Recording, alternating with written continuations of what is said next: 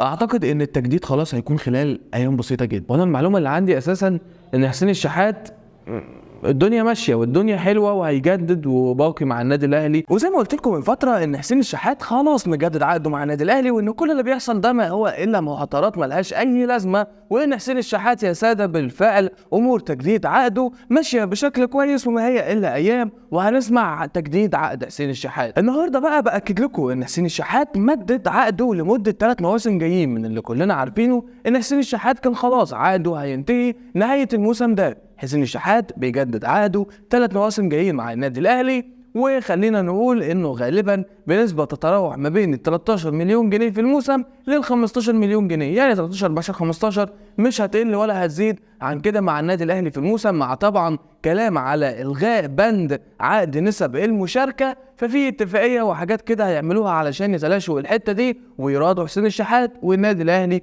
يكون مرضي. طيب هو حسين الشحات عمل ارقام ايه مع النادي الاهلي؟ خد بطولات ايه مع النادي الاهلي؟ تأثيره ايه على النادي الاهلي خلال الفترة اللي كان موجود فيها مع النادي الاهلي علشان نتمسك بيه بالشكل ده، خصوصا ان هو بيعتبر واحد من نجوم الشباك ومن اهم اعمدة ونجوم الفريق الفترة الاخيرة. تعالوا نعرف ارقام حسين الشحات وبطولاته مع النادي الاهلي. حسين الشحات كان انضم للنادي الاهلي في 2019 قادما من العين الاماراتي، شارك خلال الفترة دي من 2019 لحد النهاردة في 172 مباراة، سجل فيهم 39 هدف وصنع 42 هدف. تفاصيل بقى الأهداف والصناعة دي كالتالي: سجل هدفين وصنع هدفين في كأس العالم، سجل 12 هدف وصنع 10 أهداف في دوري أبطال إفريقيا، سجل 24 هدف وصنع 25 هدف في الدوري المصري، سجل هدف في بطولة السوبر المصري وصنع 4 أهداف في كأس مصر، وصنع هدف وحيد في بطولة السوبر الإفريقي، يعني بإجمالي مساهمة في كل البطولات ب81 هدف. ونروح بقى لبطولات حسين الشحات،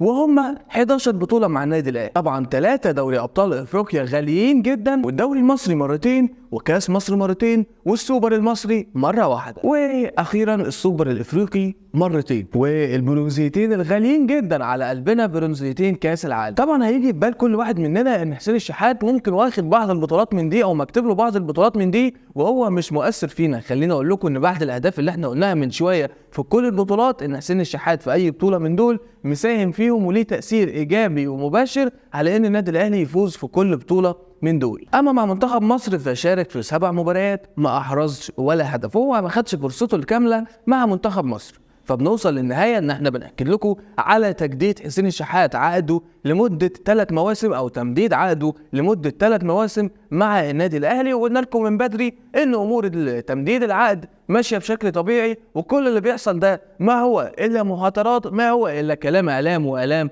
صحافه وميديا وكلام من ده، وكلنا بناكل عيش. حلقتنا خلصت، سلام.